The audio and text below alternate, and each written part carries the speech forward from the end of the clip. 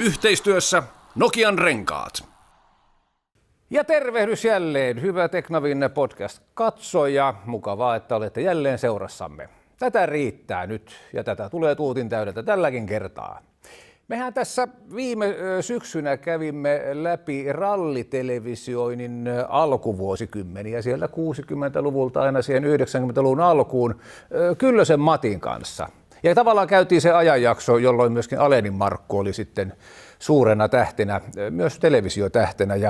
Mutta nyt on aika ottaa semmoinen isompi steppi tähän päivään ja vuoteen 2026 ja tästä rallitelevisioinnista tietää ehkä parhaiten kuin kukaan muu NEF Finlandin toimitusjohtaja Marko Viitanen.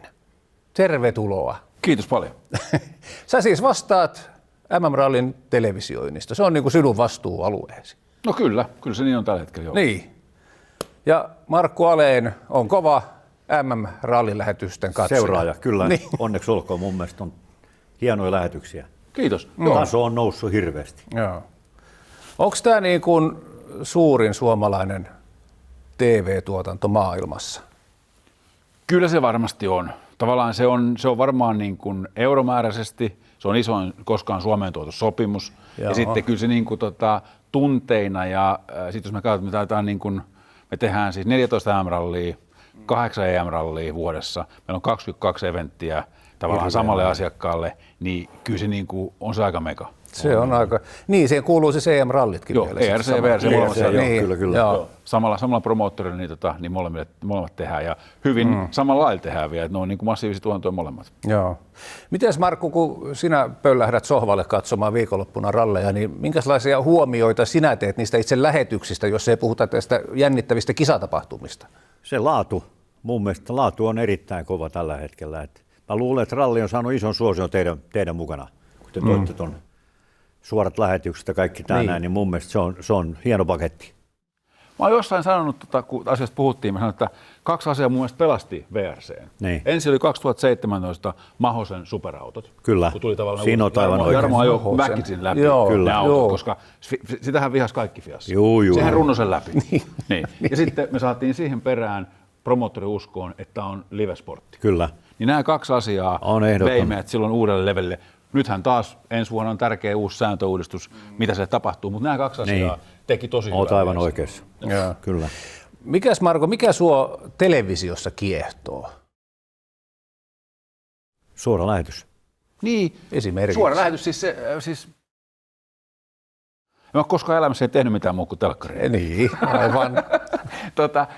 Kyllähän se varmaan, toi on vaikea, mikä TV:ssä kiehtoo, kun mua kiehtoo viihdeohjelmat, mua kiehtoo peliohjelmat, game showt, kaikki tää. Mutta mä oon päässyt siihen rajaukseen, että miksi rallia telkkari. Niin se on puhtaasti siitä, että mulle tavallaan Markku ja kumppanit oli niitä, ketä oli mun idoleita. Ja musta se oli niin makeat touhuu, ja mua harmitti, että sit ei ollut telkkarissa. Ja oli keksittävä konsti saada ihmiset ymmärtää ja näkeen se, että hei, kuka vaan ajaa asfaltilla ympyrää sitä uudelleen. Aivan. Mutta kun nämä äijät pistettiin sinne, kun joka kurvi on erilainen. Aivan. Joka kerta, kun sinne mennään, se on erilainen. Kyllä. Niin tavallaan se piti saada ihmisen näkymään. Ja se oli se aikalaisen driving force jostain sieltä, kun mulle niin kuin ensimmäisen kerran tuli jotain ajatuksia, että hei, tää on livesportti. Mennään siis aikaan 90-luvun puoliväli, 90-luvun loppu, kun Yle teki ensimmäisen Powerstagen suoraan 99. Kankun legendaarinen Kemppasi Jyrki, sun hyvä kaveri, millaisia renkaita? Black Round Pirelli. Mä luulen, Marko, että me ollaan tavattu eka kerran Australiassa. Pitää paikka. Pitää paikka. No niin mä ajattelin, että se on just näin. Kyllä. Sä olit siellä opiskelemassa vai miten asuit? Joo, meidän porukat muutti sinne, Faija lähti vetämään sinne avaamaan sinne koneen nosturitehasta. Ai jaha. Ja me päädyttiin sinne ja mä olin semmoinen pahainen teini silloin. Ja sitten, niin kuin me kaikki. Niin. Sitten samaan aikaan oli sitten, me asuttiin Sydneyssä niin ihan siinä lähellä, 4000 kilometrin piti sanoa Perthissa. joo. Kyllä. Ja siinä oli pakko päästä. Joo, näin on. Joo. Niin, eli kisat oli. Mitäs aikaa silloin eletään? 89-90. Just näin. Joo. Ja mitä olit sanomassa vielä? Ei, just toi Niin. noin vuodet. Joo. Joo. Mutta tuossa kun nyt otit esille, että tietysti Markku on ollut sinunkin suuri, niin kuin minunkin suuri Todella, ihastukseni. joo. No niin. Katsotaan yksi valokuva, niin tämä varmaan kertoo jo aika paljon siitä. Katos tuosta, siinä on muutama tuttu mies. Haastattelijana Marko Viitanen itse ja vasemmalla, onko siellä Subarun haalari? Kyllä. Markku Ale. Onko Jyväskylä? Jyväskylän testit, mutta sanopa paikka. Ei mitään hajua. Tämä on hieno. Onko Oudinpohja jotain? Ei ole. Lähellä ollaan.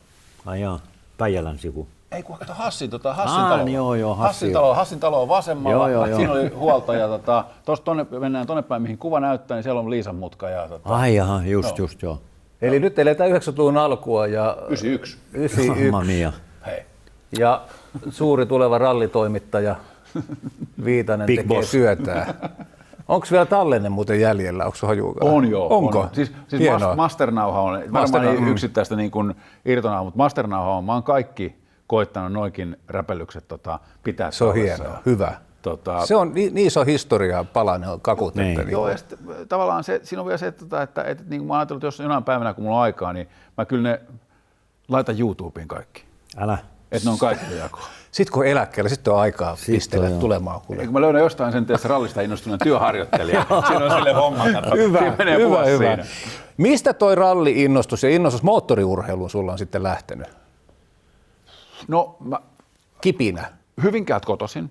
Motocrossi oli tosi iso juttu. Mullakin oli rossipyöriä ja tavallaan faija tunsi Mikkola Heikin ja sitä kautta ja tällä. Ja Hyvinkäällä rossi oli silloin kova sana. Se on vieläkin, eikö se ole? On, ja ei ehkä samassa kuin rossi Ei on vähän, samalla lailla enää. Rossi on vähän Silloin. down, mutta sitten Lukoilla oli silloin MM-crossit aina.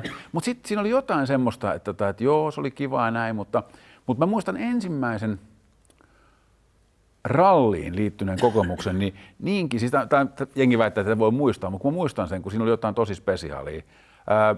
Paikka ei ole tarkalleen mulla tiedossa, mutta vuosi on 76. Ja siellä oli semmoinen muuan Markku Aleen muun muassa siinä kilpailussa ajoi semmoiselle pahaa ääntä pitävällä Mirafiorilla. Niin me oltiin yöllä, siis se on jotain sitä Lahden seutua, eka yö, niin oltiin katsomassa, faija vei mun kattoon. Ja tavallaan mä oon kirjoittanut joskus suutuspäissä niin esipuheen omaa elämänkertaani. Niin tää on se juttu, että siitä tarttu jotain mun iholle. Ja sen jälkeen on ollut vaan ja ainoastaan tavallaan tapa mikä tahansa, että saa tehdä rallia. Et niin kuin, huima. Ei jos on autoa ajaa, niin piti keksiä joku muu tapa tehdä elämä siitä. Joo. Et niin kuin se oli siis, ja sit se on ollut niin kuin se oli sitten, se lähti sitten jostain, tiedätkö, kotimaan rallien kuljettajakoosteista, kaikesta tämmöisestä, valokuvaamisesta, juttujen kirjoittamisesta. Mihin sä teit niitä sitten? Paikallislehdistä, iltalehtiin, kaikkiin näihin, mitä mä niin kuin Timo se Ola Iltalehdessä otti mut tekemään silloin, kun muista, kun Junnu SM oli Iltalehden tavallaan. Niin toi Junnu SM, joo, kyllä. Ja siellä oli siis Olkun Matti ja Timo se Ola tavallaan. Just jo, Olkun Mattikin, joo, kyllä. Että tavallaan niin kuin se oli joku semmoinen pakkomielle. On meillä jokaisella oma riippamme. Perversio. Mutta sitten tavallaan se oli makeeta, koska tavallaan se niinku, nämä äijät oli niin hyviä siinä lajissa. Ne oli niin tavallaan niinku superia. Sitten oli hieno, ja tavallaan oli hieno koittaa niinku tehdä siitä teidän tekemisestä niin kuin näyttää se kaikille kansalle, tuoda se telkkariin, koittaa saada se, ja sitten jossain kohtaa se lähti menee, ja sitten se niinku tavallaan, mä oon toisten rahalla saanut tehdä tätä tähän päivään asti, niin tää on ihan hyvä. Millainen oli se sun läpimurto sinne televisioon? Menikö se Yleisradion kautta millä tavalla? Onko se tossa? Ei, toi ei ole vielä ihan, mutta se sama vuosi. Niin. Sama vuosi. Oli semmoinen muuan, semmoinen kaveri, nuori, lupaava rallikuski tuolta Keski-Suomesta, Puuppolasta päin. Ajoi NN SM 91 ja sitten sai Matstan 91. Mäkinen vai? Joo. Okei. Okay. Ja tein Ylelle puolen tunnin ohjelman nimellä Tavoittele maine ja kunnia. Ai wow. Et se loppuu siihen, kun Tommi on saanut, Tommin Nissan-soppari julkaistaan Kalastajatorpalla, se ohjelma loppuu siihen. Et kun jotenkin se Tommi sanoi siinä viimeisessä haastattelussa, että olisi kiva, kun saisi ajaa paljon ralleja ja saisi kokemusta. Joo, totta kai. Se saa ajaa sitä aika paljon. Ja se, että teet tämän Ylelle? Joo, puolituntisen ohjelman Tommista. Onko sitä missään On se vissiin YouTubeskin. Oisko? No tämähän täytyy sitten... Ei kannata katsoa. Kaikki kannattaa. Kaikki kannattaa. Ei, mutta tämä on semmoista historiaa, mitä on niinku kiva tuoda esille, että ihmiset, jotka on saanut jotain aikaiseksi, niin minkälainen se heidän kulkunsa on ollut sieltä nuoruuden innostuksesta, oli se sitten televisiota, rallia, mitä tahansa. Eihän niitä kukaan halua katsoa omia tekeleitä, kun nuorempana ollut, ne on hirveitä katsoa. Mutta siinä on se oma hienoutensa. Tavallaan niin mä oon sen ajatellut, että tavallaan se oli niin vahva se ralliskene Suomessa, se kansallinen, sitten Jyväskylä siellä niin kruununjalokivenä, niin se auttoi tavallaan. Jyväskylässä sai aina vähän niin kuin oman tekemisensä kansainvälisesti näkyviin, ja sitten taas jauhoit sen 11 kuukautta kotimaisia juttuja. Sitten tuli taas se hetki, että joku ulkomainen, että jos ne vaikka huomaisi meidät, että tehdään tämä ihan hullu hyvin, jos ne huomaisi meidät. Ja sitten tavallaan sitä kautta se lähti pikkuhiljaa, ja sitten silloin kun me lähdettiin maailmalle, niin silloin ajoi busseja ja kumppanit, niin olihan nyt hirveä etu. Totta kai. Että tavallaan sulla oli aina access niihin. Ja sitten jos englantilaiset sanoo, että me ei saada millään mitään juttua vaikka bussen kanssa tehtyä se himassa. Joo. Mä hoidan sen. Just näin. Niin. Ja tavallaan sitä kautta, että no kaito nyt, jos ei mitään muuta, niin on hyvä käsikassara tossa, että jos ei se osaa, niin se pystyy jeesaamaan. Mutta se oli hyvä käyntikortti tavallaan. Kyllä. Siinä eteenpäin. Joo. Nopeutti. Niin. Ja siinä mun mielestä me ollaan osattu paremmin kuin monessa muussa paikassa vetää vähän himaan päin. Ja niin se pitääkin. Niin. Totta kai. No kato brittejä. Joo. Ne kiskoo kaikkiena himaan. Niin, aivan just näin. Niin tavallaan, niin kuin, että suomalaiset osasivat siinä vähän vetää kotiin päin. Että se access oli siellä ja tavallaan sillä että mutta onhan se ollut jänskä retki. No ihan varmasti. Mutta sä kuitenkin ohjasit Ylelle rallilähetyksiä, mutta miten sä tavallaan sait sen koko vastuun itsellesi? Se oli se, ota nyt, kun se tekniikka eli jotain 2000, olisiko ollut 6 varmaan, kun tuli tarjouspyyntö, että silloin tavallaan kaikki tehtiin paikan päällä koosteena vielä.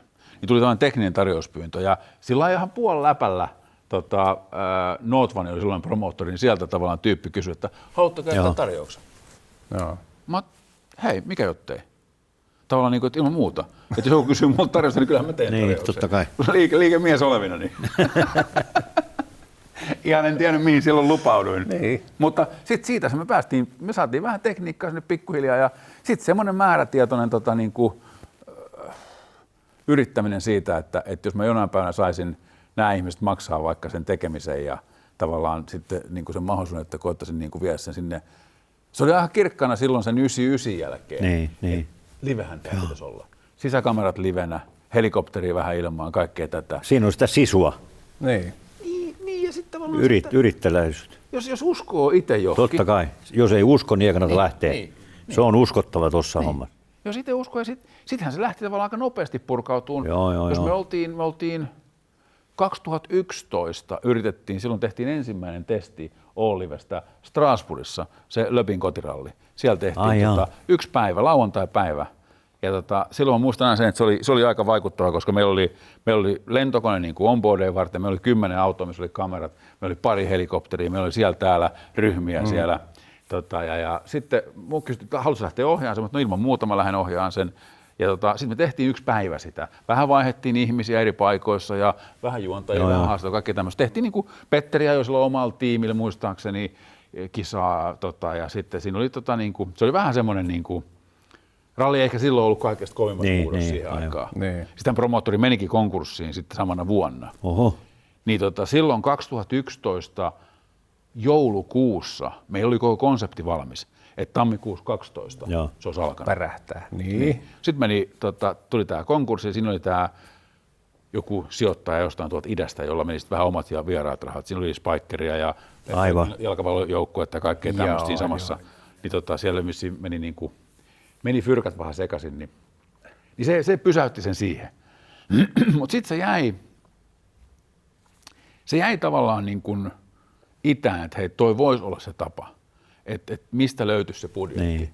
Että tavallaan, sitten siinä oli kaiken näköistä, niin kuin me tehtiin exitti silloisesta firmasta ja sitten me jatkettiin rallin tekemistä, tuli puolituntuisia koosteita ja sitten eri kanavat lokalisoi niitä. Ja olisiko ollut joku 16, 17, niin se vähän heräsi uudestaan, että hei, että tällä tavalla, siis sitten se lopullinen tapahtui siitä, että sehän ajoi se fakta, että rallin TV-oikeudet ei noussut konkurssia edeltäneelle tasolle Joo. pelkillä näillä kosteohjelmilla. Eli tavallaan oli se, että hei, tästä pitää saada live. Live-homma, kyllä. Niin, se oli seuraava. Ja sitten se, että kiitos varmaan niin kuin ralli-ihmisten vanhanaikaisuuden, sitä lajia ei lähdetty niin kuin radikaalisti muokkaamaan. Totta kai se on muokkaantunut, mutta ei lähdetty tekemään sitä ajetaan tietysti niin 2 pätkää 8 kertaa. Vähän niin kuin rata. Niin, ei lähdetty tavallaan siihen, vaan pidettiin vähän se rallin DNA siellä tallella, vaikka se on muuttunut tosi paljon, mutta se vielä edelleen muistutti sitä näiden herrojen alkuperäistä lajia. Niin sitten oli muutettava telkkari. Sitten telkkariin piti adaptoitua siihen. Ja mä oon joskus laskenut, että jos haluaisi tehdä Ounin pohjan niin maasta käsin, pelkillä maakameroilla, niin tuommoinen 280 kameraa.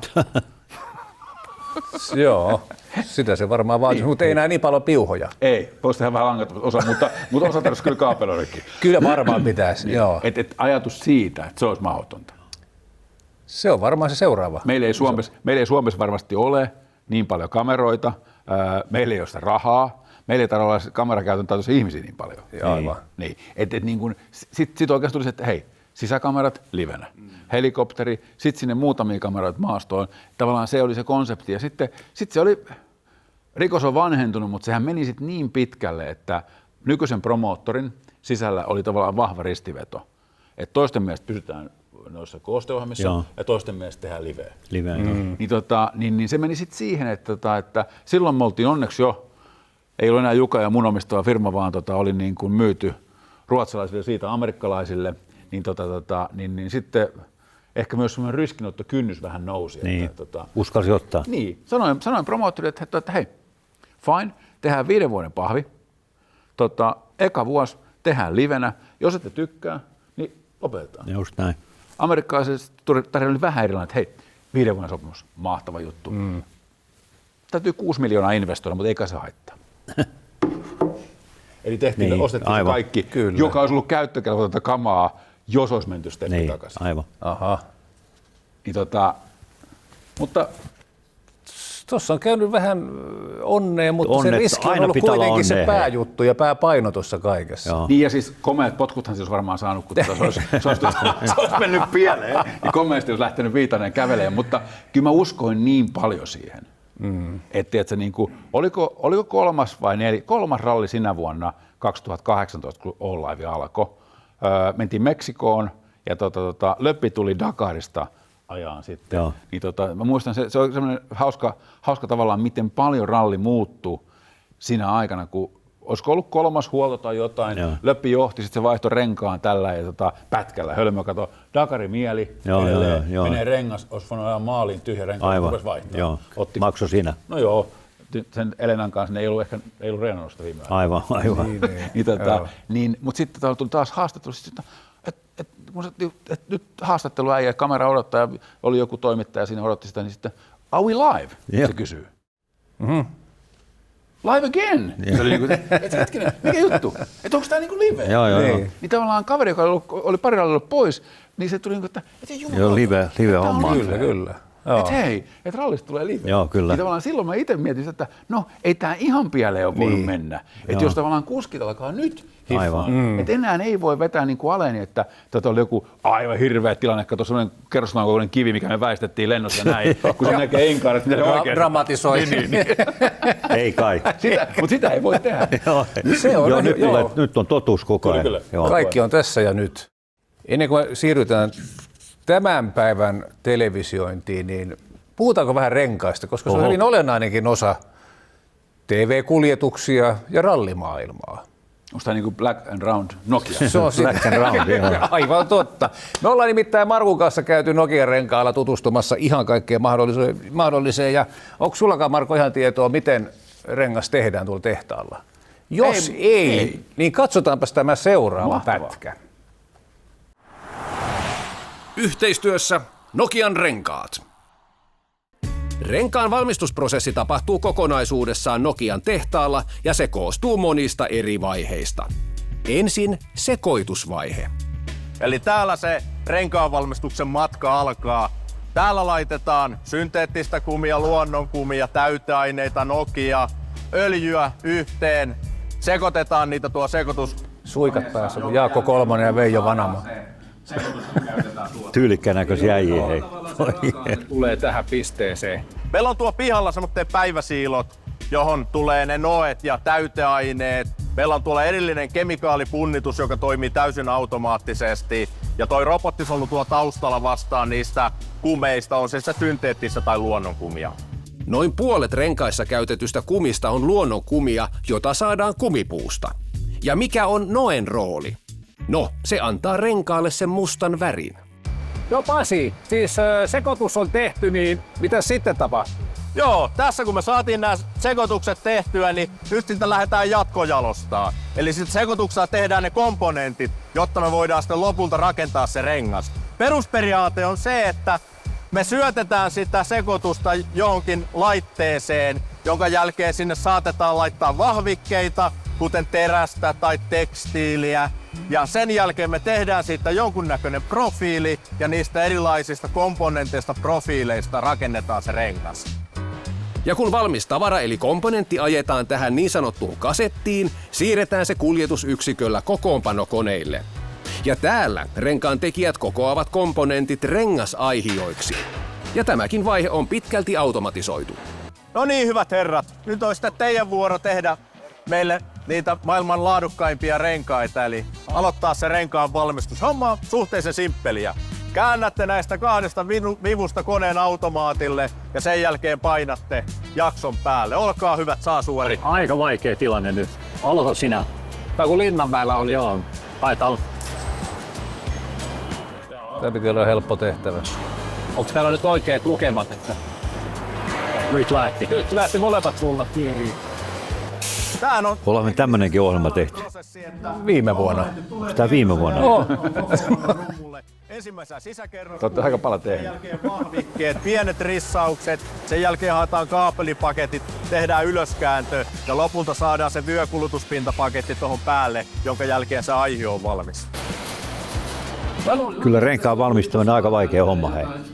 No hei, kato tota hankua, tää paikka. Hienostihan se sujuu. Joo. On tää helppoa. Lopuksi aihiot vulkanoidaan paistopuristimissa. Puristimen sisässä olevaan paistotyynyyn johdettu korkea höyrypaine painaa aihion muotissa olevaa pintakuviota ja sivutekstejä vasten, ja näin rengas saa lopullisen ulkonäkönsä. Ja kaiken jälkeen jokainen rengas tarkastetaan sekä visuaalisesti että koneellisesti. Koneellinen tarkastus mittaa renkaan muodon sekä voimavaihtelun. Tarkastuksen jälkeen rengas etiketöidään ja siirretään varastoon asiakkaalle toimitusta varten. Yhteistyössä Nokian renkaat. Niin. Tällaisen prosessin se rengas sitten vaatii syntyväkseen. Aikamoisen. Semmoista automatisoitua toimintaa, mutta Nokian tehdassahan valmistaa niin kesärenkaita ja talvirenkaita ja kuin raskaita renkaitakin. Kyllä. Ja missäs kaikkialla nyt nykyään tehtaat on Nokialla? Tietysti, mutta Yhdysvaltoissa on Daytonassa, mutta Romaniassa on vielä yksi tehdas. Romaniassa on uusin. Joo, se on se uusin Oradeassa. Oradea. Niin, mites Marko, onko Nokian renkaat sulle tuttu tuote? Kyllä mä semmoisen ajanut on, eikä eihän niissä mitään, onhan ne ollut niin kuin kotimaisen renkaan, niin Made in Finland. niin. Tärkeä asia. Ja sitten tavallaan sit se, että kyllähän ne on niin kuin talvirenkaissa ollut pitkälti edellä. Edelläkävijöitä. Oh, Tässä nähdään, että kaikki muistaa hakkapelitan talvesta. kyllä. Et kesä on vähän uutta Nokialle. Joo. Niin, musta tuntuu, että voisiko olla jotain semmoista, että me kesärenkaat useasti tulee auton mukana. Niin. Ja kun me aika harvoin ensisijaisrenkaana on Nokia. Juuri näin, hyvä Musta tuntuu, pointti. että se jää jotenkin siihen, Juuri näin. luuppiin, että mä ajoin niillä, mitkä tuli mukaan, ne oli ihan hyvät. Mutta jos me saataisiin tavallaan niin kuin, Kyllä. niin, että sekin tavallaan, että mä ostin semmoisen Toyota ralliauton, mikä on Made in Finland, niin, niin siinäkään ei ollut Nokia Niin, muuten. aivan. Siinä oli Pirelli. Okei. Made in Italy. Niin. Mutta tämäkin, että kun yleensä puhutaan renkaista ja turvallisuudesta, se aina kääntyy sinne talviajon puolelle, kun nastat tai kitkät, mutta emme paljon puhuta kyllä kesärenkaista ja niiden turvallisuudesta. Niin. Ja mä itse asiassa luulen tavallaan, että tuossa on semmoinen juttu, että meillä on varmaan itse asiassa ihmisillä luokattoman huonoja kesärenkaita. Juu, ja kun kitkoillakin ajetaan. Niin. Juuri näin. Joo.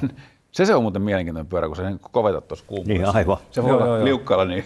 Joo. Ja huojuu. Kyllä. Kuinka paljon sä laitat arvoa renkaisiin? Laatu, turvallisuus tai nimi, tuote? Siis kyllä mä ajan niin kuin hyvillä renkailla. Että kyllä mä niin kuin aina tavallaan, että merkki varmaan tulee, mulla on semmoinen luottorengasfirma, tulee sitä kautta, että mikä niin nyt heidän mielestään olisi hyvä. Mutta kyllä mä niin kuin, vaikka mulla on työsuhdeauto, niin kyllä mä aina ilmoitan leasingyhtiölle, että mä vaihan vaikka ei enää ole minimissä. Niin joo. Yleensä laitan syksyksi uudet, kun tulee paskakelit ja sitten ne hyllyyn, tulee talvirengasaika ja sitten tavallaan kesällä on hyvät renkaat kesäksi. Kyllä. Kyllä. Se on ehkä kuitenkin varmaan ihan niitä halvimmasta päästä oli henkivakuutuksia. Turvallisuutta. Se on, joo. Kyllä. Joo.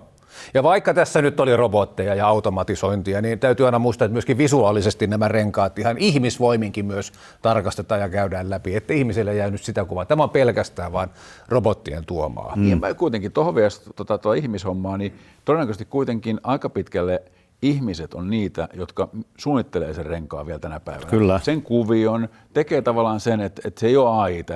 Aivan. Niin. Sekin tulee hetken kuluttua, kun saadaan tekoälyn tuottamana ensimmäiset renkaat, niin kuka testaa ensimmäisenä? Ei noussut käsiä pystyyn, ainakaan tässä studiossa.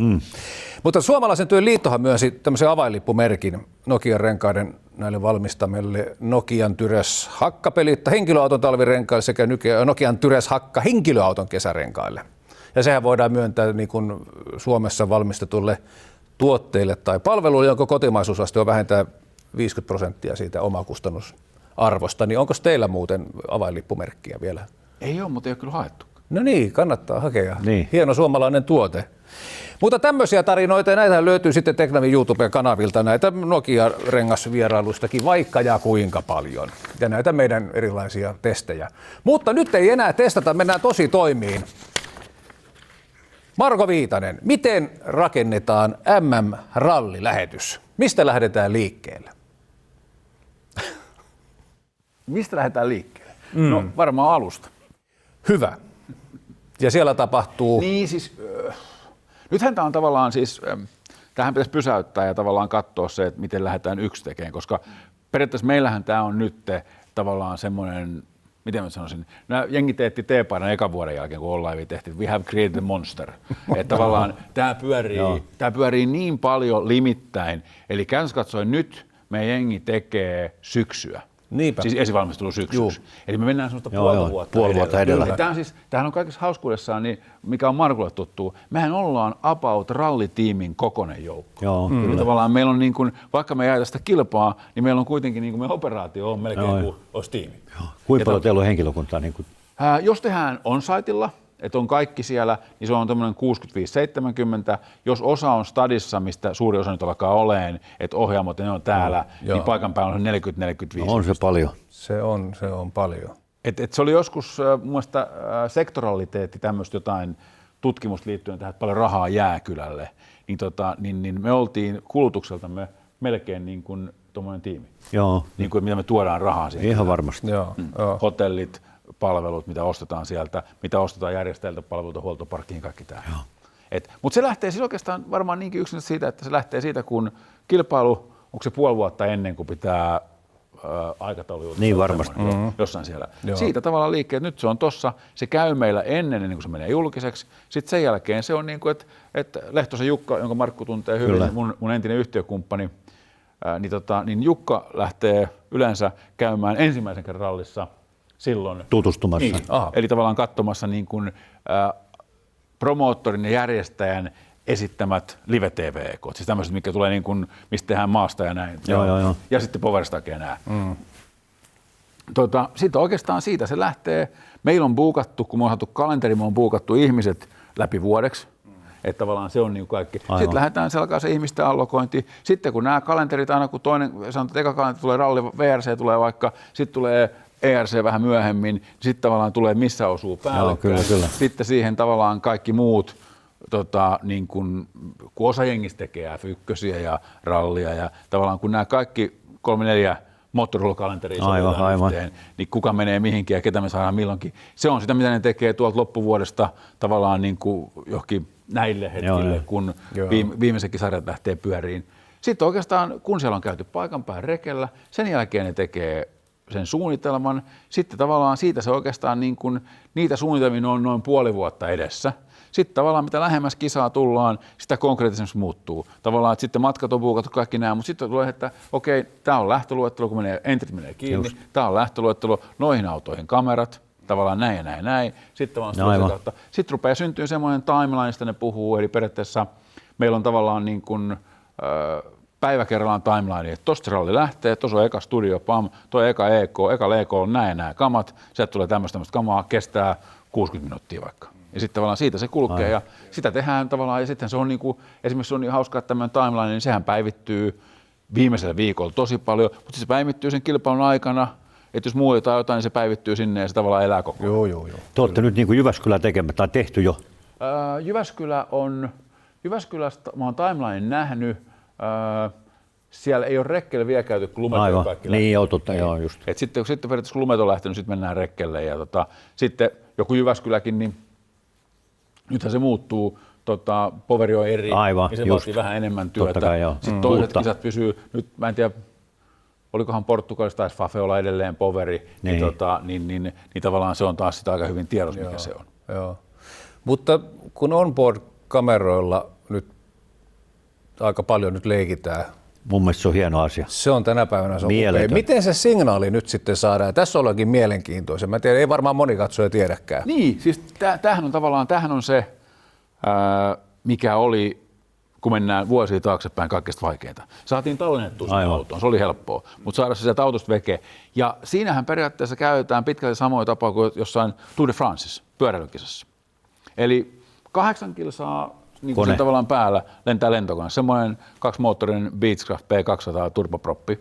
Se ajaa semmoista niin kuin, tuuliin sopivaa kuvioa. Se voi ajaa ovaali, voi ajaa vähän kasi, voi ajaa pikkusen ympyrää, eli mistä päin tuulee, miten saa pysyttyä. Sitten se koittaa pysyä optimipaikassa, eli periaatteessa maasta verrataan, missä se menee. Eli GPS-autossa lähettää radion yli sen tiedon sinne ylös, että mä oon tässä paikassa, josta sieltä semmoinen antenni saa sen tiedon, jota ohjataan sillä ja se suuntaa antenni siihen autoon, lukitsee sen siihen. Ja tavallaan sitten se koittaa päivittää sitä. Sitten se on toinen auto, sama juttu, sitten siellä on helikopteri, sama juttu. Sinne kerätään semmoinen 4-5 signaalia, 6 ehkä maksimissaan tällä hetkellä.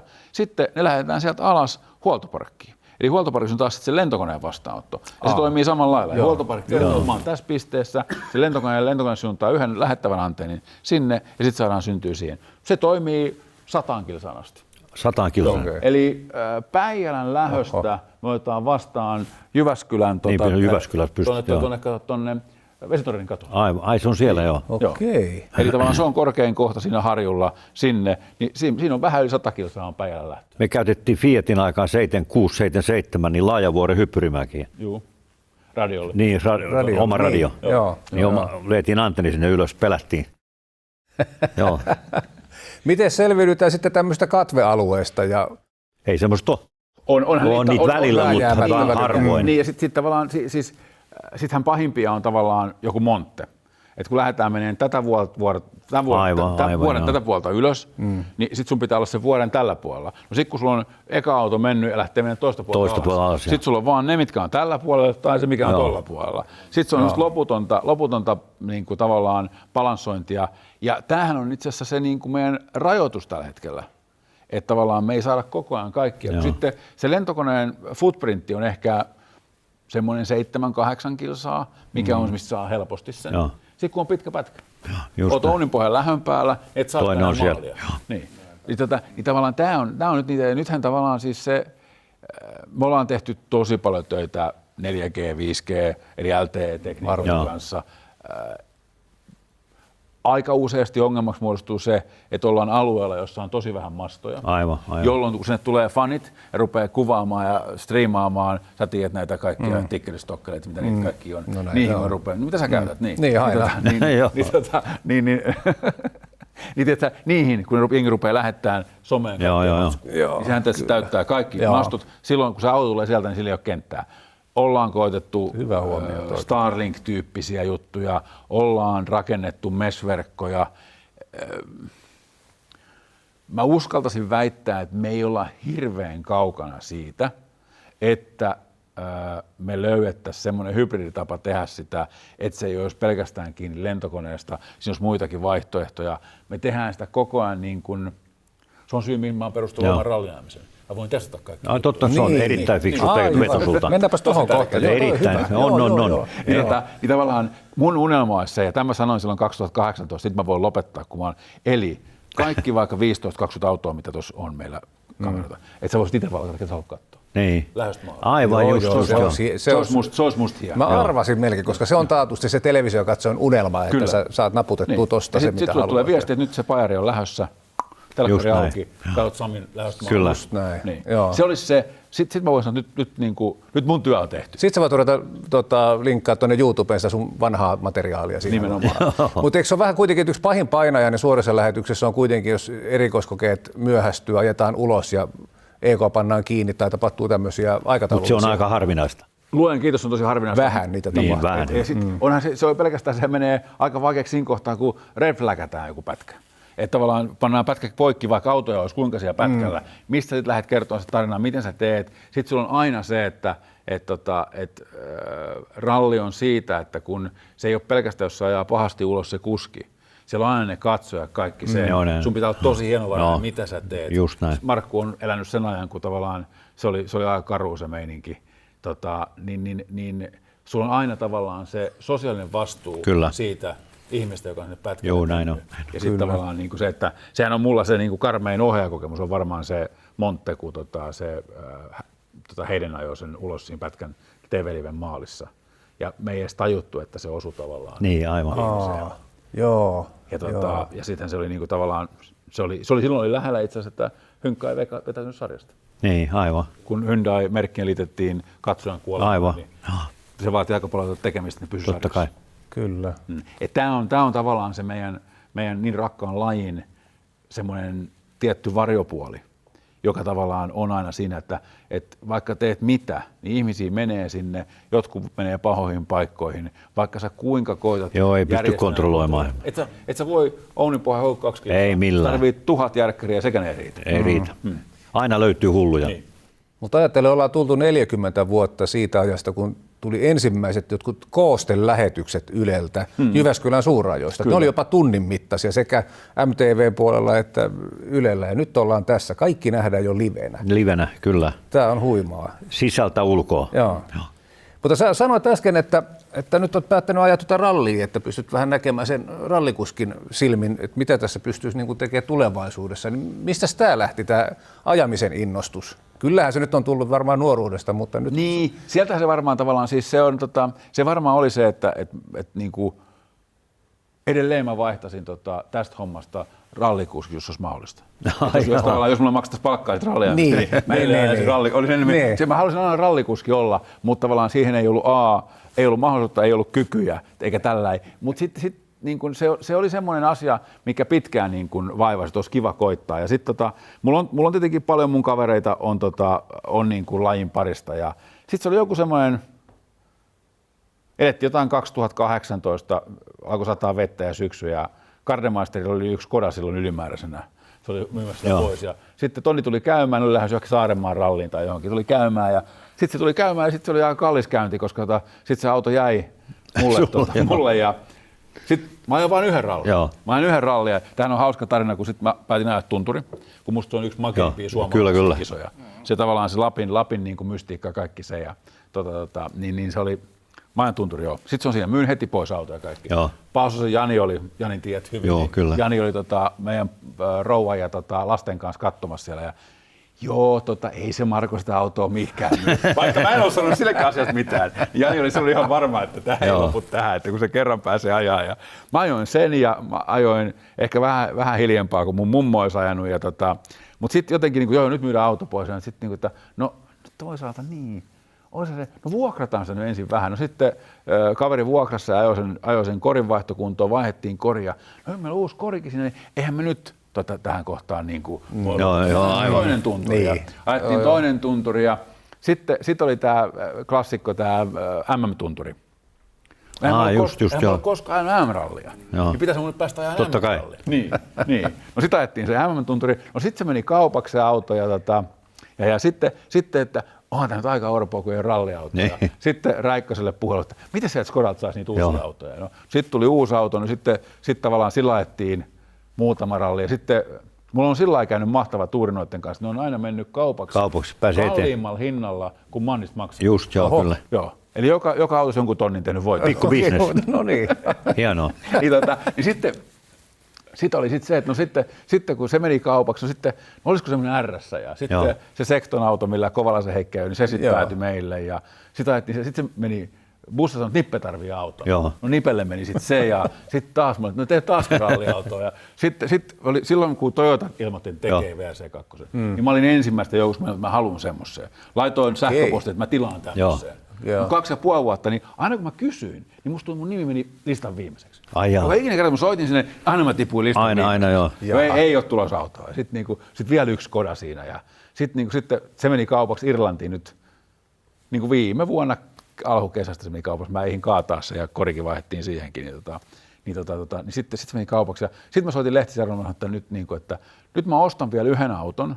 Niin saanko mä nyt sen Toyota? Joo. No sitten ne rupesi sitten touhuumaan ja sitten sieltä löytyi, syksyllä saatiin Toyota ja nyt mä olisin muutama ralli kurvattu. Mä kävin Ruotsin MM-rallin ajamassa sillä. Ja... Oletko sä pari Ruotsin rallia käynyt? Mä oon 2 Ruotsin rallia käynyt ajamassa yhden pohjoisen, niin mä oon 3 MM-rallia. Mulla on 3 MM-rallin kokemus. Mitä tykkäät Toyotasta? Se on niinku ihan eri kuin Skoda. Joo, näin se on tehty performanssi edellä, että jos olisi jalat ja ranteet, niin sillä voisi ajaa lujaa. Todella. Me testattiin Tervisen kanssa semmoinen tuossa syksyllä. Oli mieletön. Toyota Yaris. Jousitus aivan uskomaton. Siinä on enemmän tällä hetkellä, kun siinä on rajoitettu, niin enemmän joustoa kuin just näin. Sitä Latvalakin sanoi, että kehu sen ajamisen. Se on luksuslaite.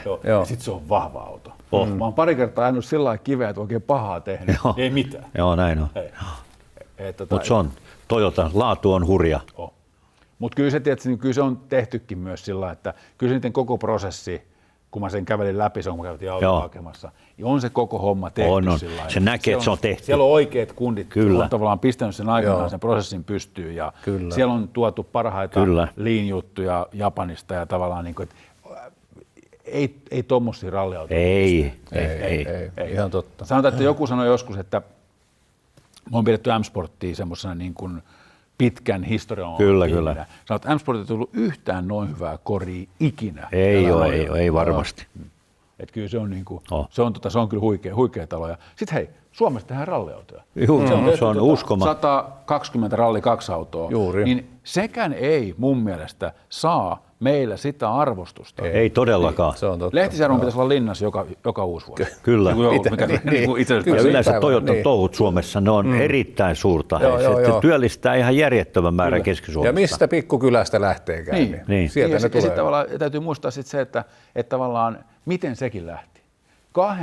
Yhden japanilaisen, yhden suomalaisen miehen tavallaan niin kuin connectionista. Siitä, että toi Akio dikkas Tommista. Just näin. Ja tavallaan, että hei, että niin kuin, ja mulla oli silloin mahdollisuus, me tehtiin silloin, kun Tommi teki ne teki sille sen jonkun... Subarun Aihion. Niin. Se oli joku siis Toyota, mikä se GR vai mikä se oli? Niin, mutta se oli kai Subarun Aihio. Joo, kyllä. Ne teki sen silloin Jyväskylään. Ja Akido ajoi sillä. Joo, Akido ajoi jotain nollaa tai jotain tämmöistä. Joo, tämmöinen ennen kilpa-autoa tai ennen ralliautoa. Niin me silloin seurattiin sitä tavallaan ja sitten tehtiin siitä semmoinen pala. Ja silloin tavallaan niin kuin siinä kaverissa niin se semmoinen niin kuin säteily, kun se ajo, kun se tekee rallihommaa, tämmöistä, niin tavallaan ei ole ihme, että se on tavallaan tuonut tämän niin kuin Toyota, että rallin takaisin näin isosti. Siis Toyota, niin. Kyllä. Joo. Se oli huikea tavallaan retki silloin niiden kanssa. Ja se on firman presidentti, CEO. Niin on. Mieletön.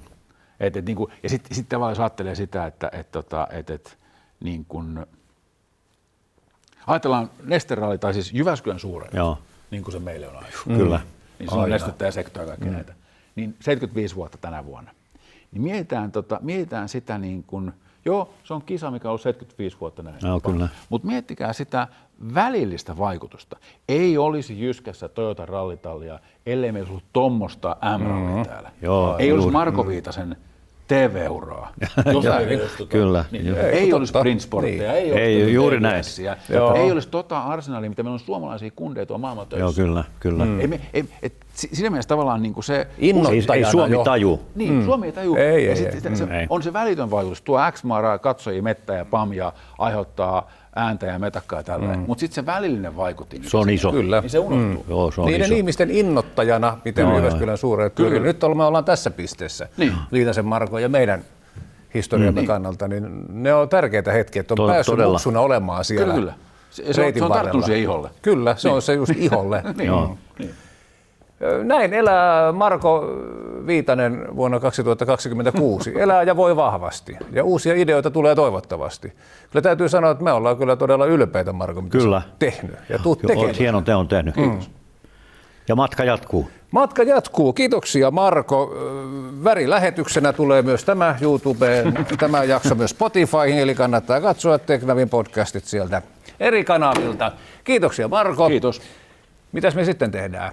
Lähdetään lounaalle. Taas Lounaalle. Missäs ne meidän ruuat taas on? Kiitoksia. Jatkamme tästä. Hei vaan, katsokaa televisiota. Sieltä tulee muun muassa Teknavikin. MTV3-kanavalta. No niin. Kova.